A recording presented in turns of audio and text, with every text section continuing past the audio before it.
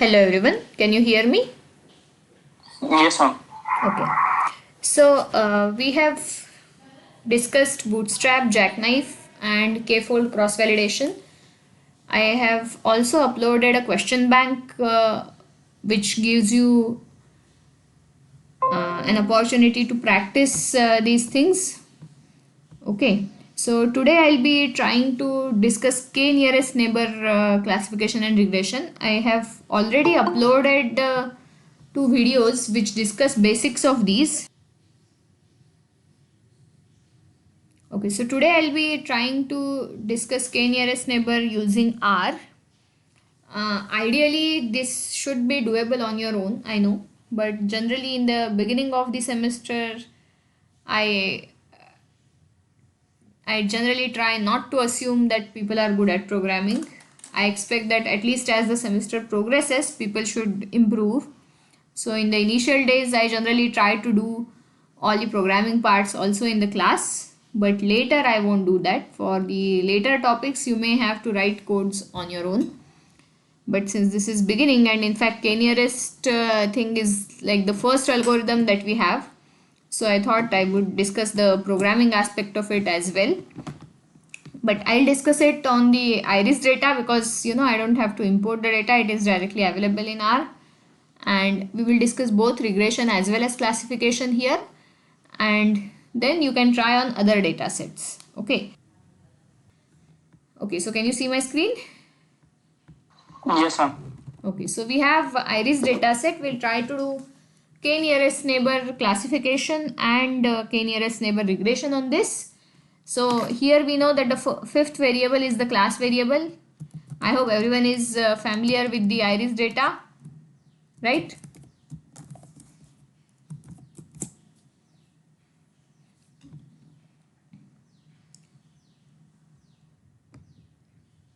So these are the first four variables: sepal length, sepal width, petal length, petal width. These are continuous variables, and species is a class variable.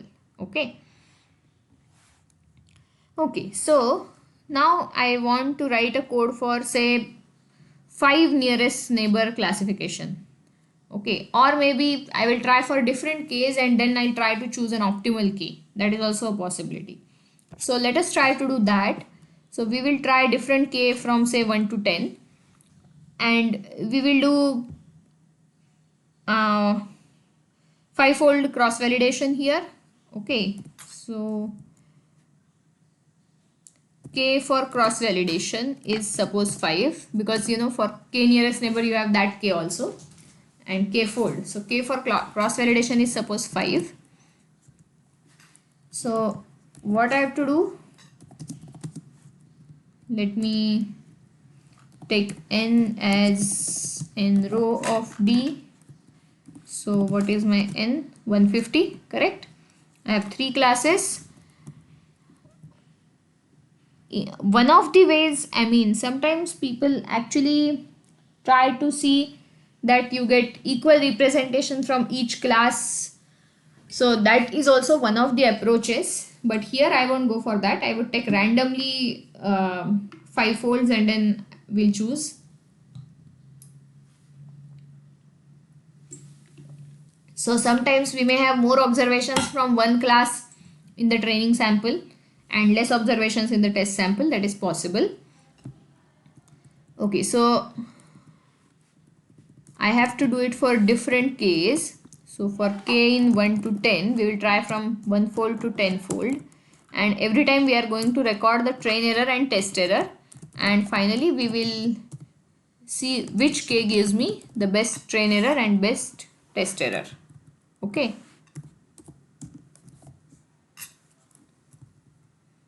Okay, so for k in 1 to 10, first thing I have to do is I have to divide the data into k folds, right? How did we do that last time? Or if is there any other way, that is also fine.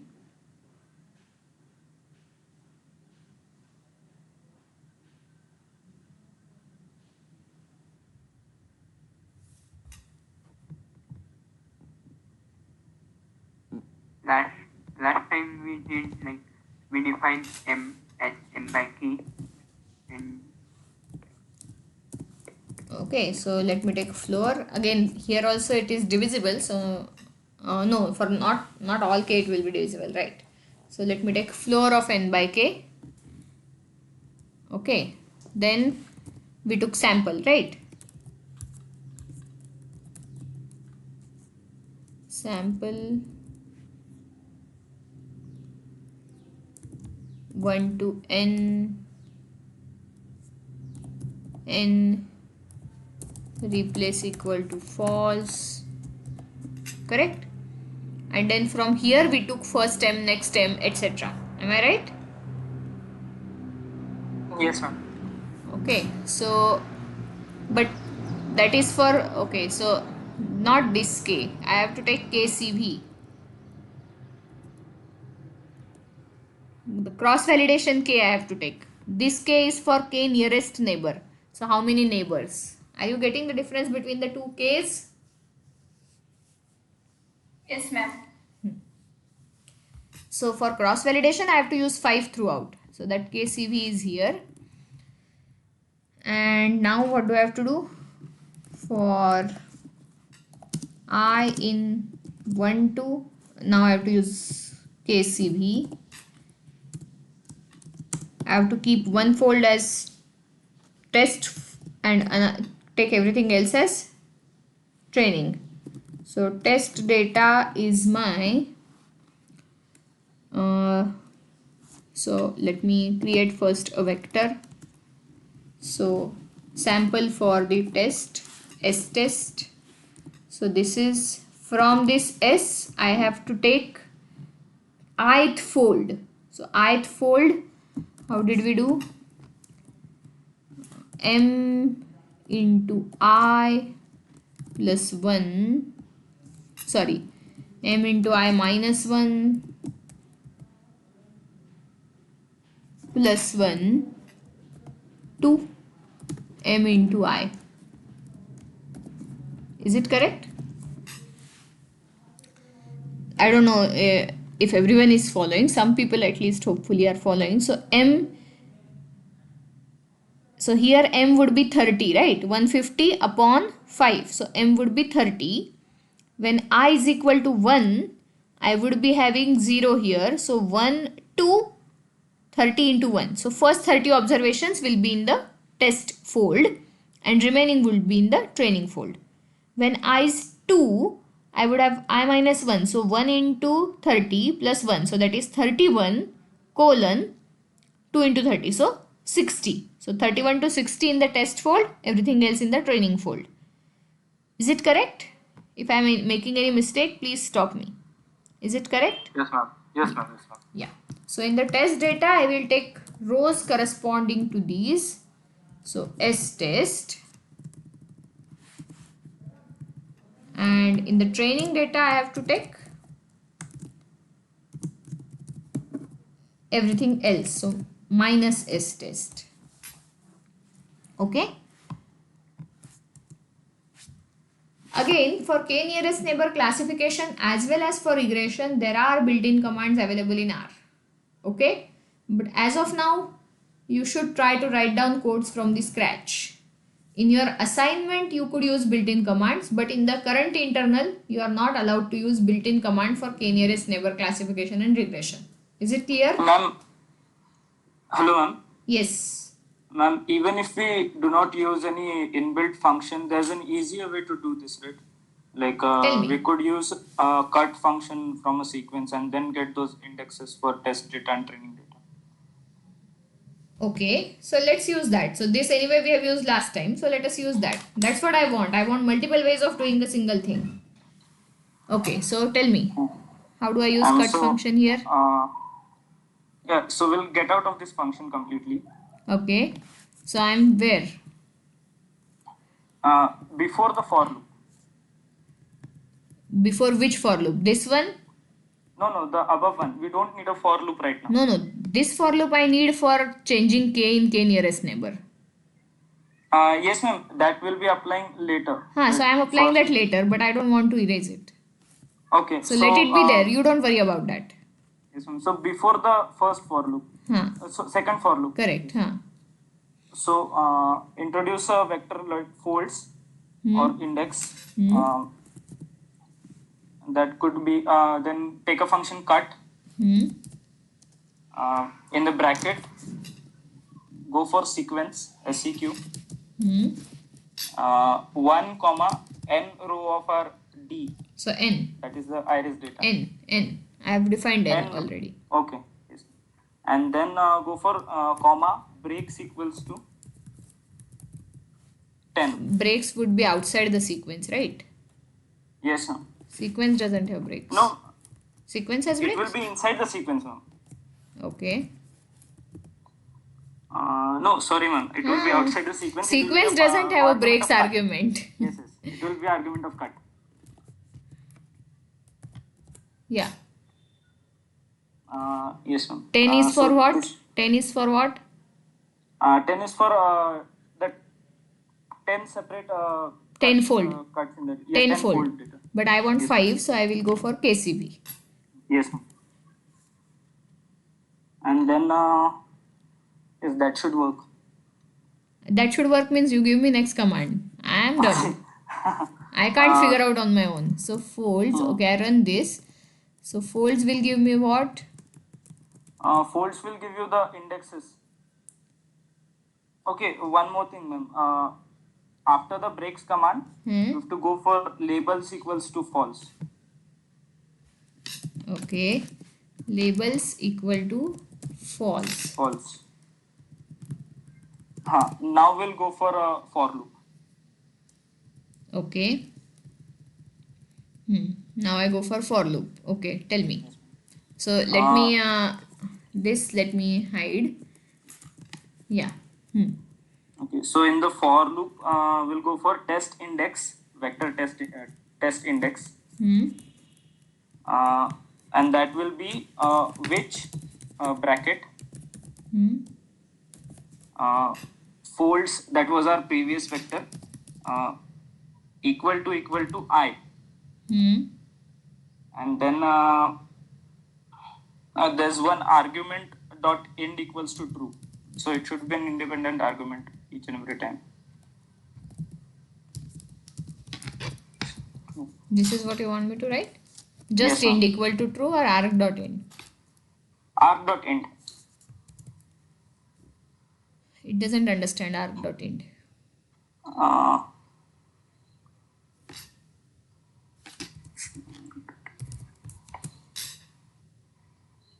Yes, A double R. It's not arg, it is array. Array. That's what happens when you just try to copy paste the command and run. You don't remember. Yes, ma'am. If you remember the full form, then you won't remember this. It is array dot indicator equal to true, and we actually don't need that. That is needed when you are trying to extract something from a matrix. Okay. So when you want to see, when you have a matrix, if you don't give array dot end equal to true, it locates the position of that object in the matrix by simply naming everything as 1, 2, 3, 4. So for example, if I have say a 3 cross 5 matrix, okay, 3 rows and 5 columns, and I have something at the beginning of the second column. So if I don't use that array dot indicator equal to true, then it would simply give me 4 as the position of that. Why 4? Because first column it named as 1, 2, 3, and second column it starts as 4, 5, 6. But then it becomes a headache to locate where the 4 is. Is it in the second column or fourth column? So you have to give array dot indicator equal to true so that it will give you row number as well as column number. So right now I don't think we need this because anyway we have a vector. We don't have a matrix. Okay. Yes, ma'am. So test index which folds equal to I. Fine. So next would be then we go for test data. Okay, by now instead of this S test, I would use test index. Am I right? Yes, ma'am. Okay. Others. Then the procedure is same. Okay. Others. Are you okay with this or you see some problem with this? Hello, ma'am. Yes.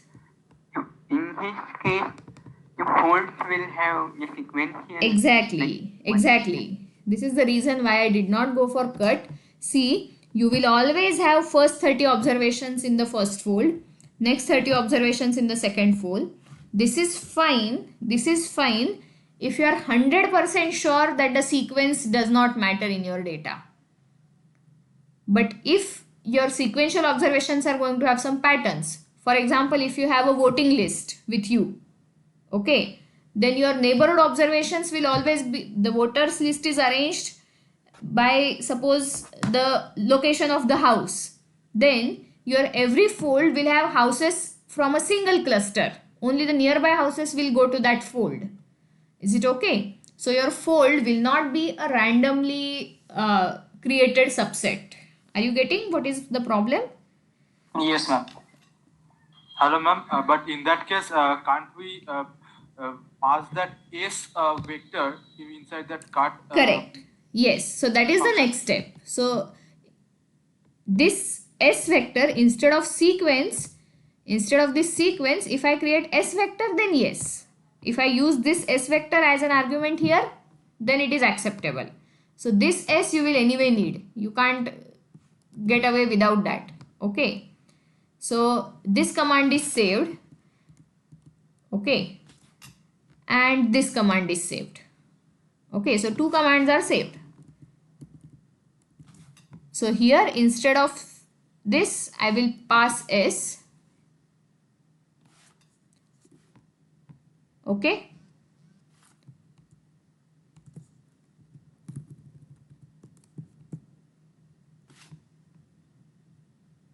Is it okay? What is happening? Is it clear? Yes, ma'am. And now I can use whatever you told me.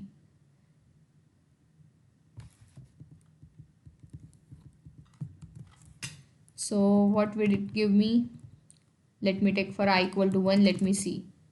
See, now it is random. Okay.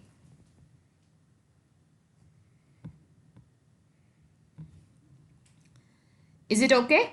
So Yes, ma'am. you can use this command but not on the original vector, because in that case your folds will always be 1 to 30, 31 to 60, and we don't want that. Okay, if there is any pattern in the data, then we want to eliminate that by random selection. Okay. Okay, good, but some discussion has started. That is important.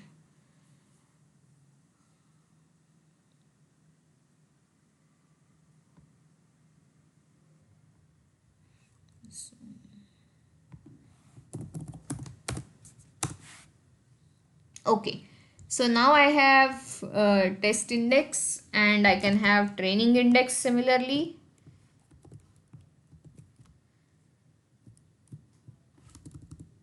So I can have train index. By the way, in the exam you can write whichever code you want, provided you are not using the direct knn command or direct command for cross validation. Okay. You are not allowed to use direct command for cross validation. You are not allowed to use direct knn commands in the first internal at least. Okay. This is fine. So for example, if you go by cut, it is fine. Or if you go by the method that we discussed in the earlier lecture, that is fine. You go by third method, which is neither of these two, that is also fine, as long as you are creating the code on your own. Okay. As long as you are not copy pasting without understanding. So how do I create training index? Ma'am, we can use that not equals to I. Correct. Folds not equal to I. Okay. Now test data is my D comma D test index comma, and then train data is equal to D minus train index. Sorry, not minus. I could actually do minus test index here. Then I don't need this. Correct.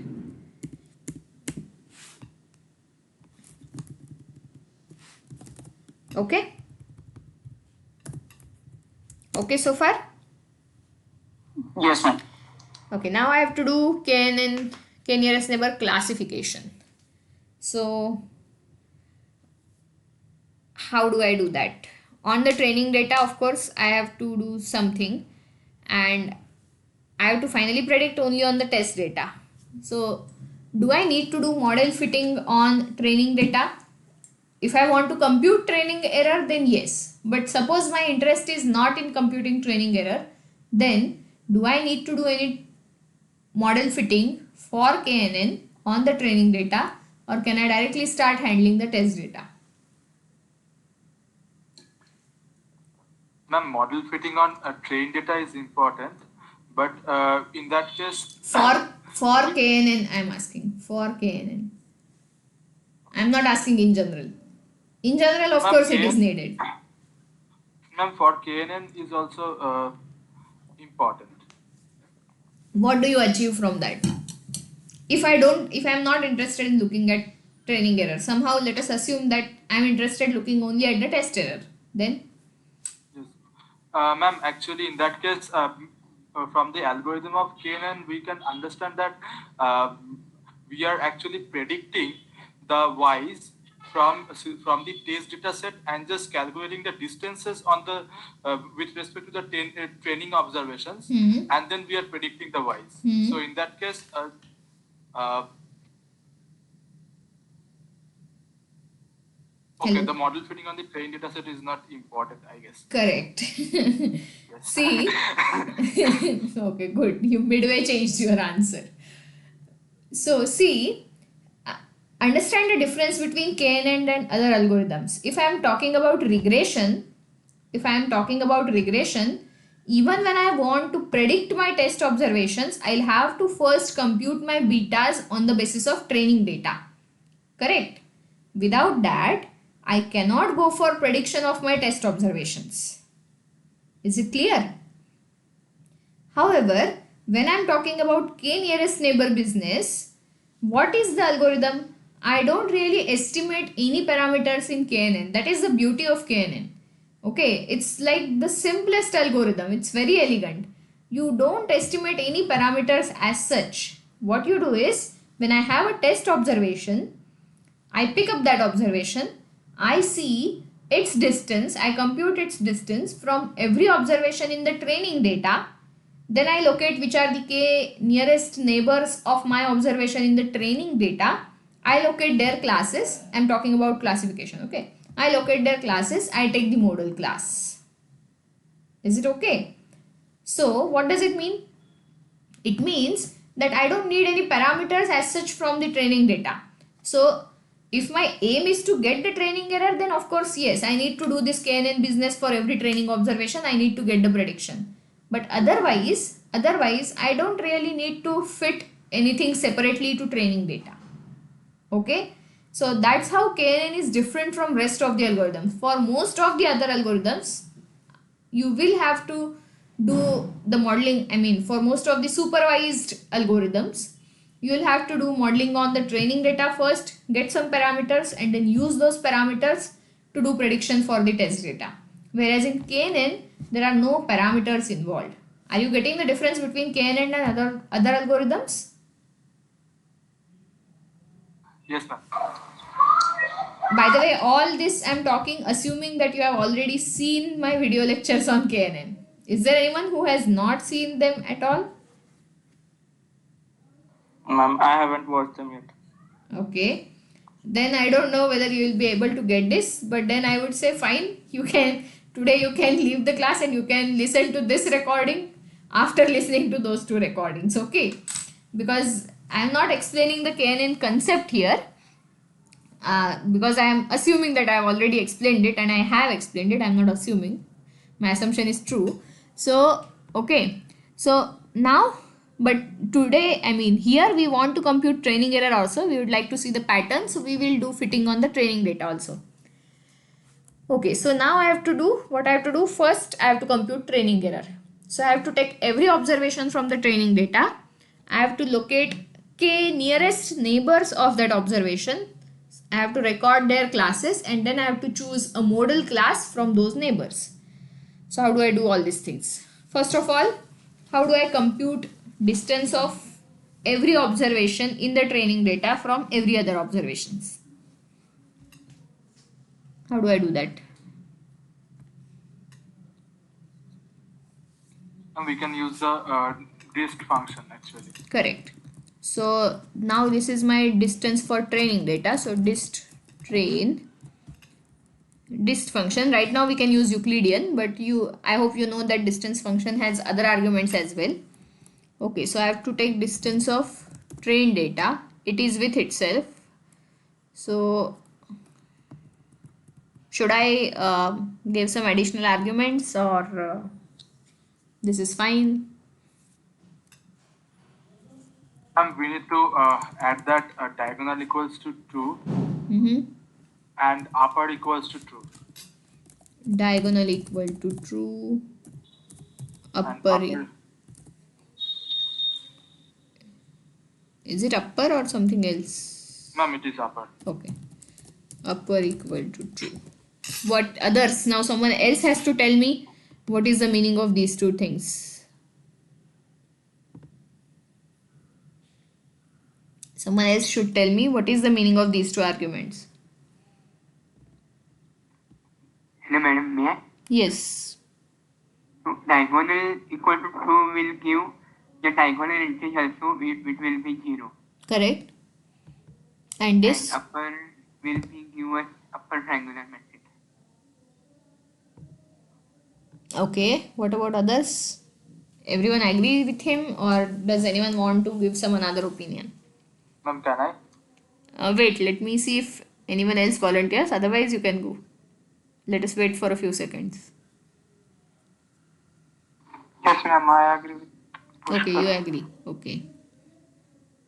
Yes, Kushal. Ma'am, actually, what happens is that if we clearly leave like diagonal equals to true only, then it will give only the column wise arguments. The upper distances will be not given in this matrix. So in that case, we will be needing those upper elements, like we will be needing the observation distance between observation 1 and observation 2. The row wise arguments will be missing in that case. So in order to include that, Okay. we will be So needing what the upper. Pushkar told and what Kushal told, they are two different things. So Pushkar said we'll get upper triangular matrix, but no, actually we want to get an entire square matrix. That's why we are giving upper equal to true. Okay. Otherwise R will give, because the matrix is symmetric, R will print only half of the matrix. And we want entire matrix. That's why we are giving upper equal to true as well as diagonal equal to true. Okay. And So we can also before this we can also add as dot matrix, correct. Otherwise this becomes a distance object. Yes. Okay. Otherwise dist gives output as a distance object, so handling it or extracting elements from it becomes tedious. So it is better to get this matrix, better to get this object converted into a matrix. Okay. Okay. What about this? Why am I getting a warning message? Earlier also. Because, Sorry? hello, ma'am. Yes. Ma'am, Yes. because our last column is not numerical. Correct. So when I'm creating when I'm passing it to the distance matrix, I need to remove the last column. Okay. I need to remove the last column. Okay. Now that warning is gone. Let me try to view the distance matrix. Okay. Those who are probably thinking that I'm talking in some language other than English, homework is actually remove these things. For example, remove diagonal equal to true, upper equal to true, and just print dist and see what happens. Okay. Or simply remove just upper equal to true and see what happens. Right now I want this square matrix, so I need both these. Okay. So I'm not going to run without these arguments here in the class, but it is homework. Try to run these things without the arguments. I'm not asking you to do any great job. I'm just asking you to play with R. Playing with R is very, very essential if you want to get comfortable in programming. Believe me. Okay. So make mistakes purposefully. So miss the arguments and see what happens. Okay. Okay. So I have this matrix. Now for every observation in the training data, I have to locate the nearest observation. So how do I do the nearest k observations? So How do I do that? And then I have to take mode and everything.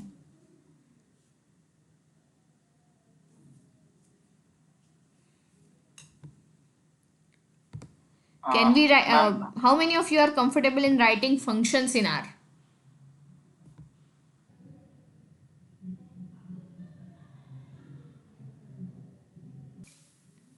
Okay, I'm going to stop here, but I want all of you to try and write function for this remaining part on your own before tomorrow's class.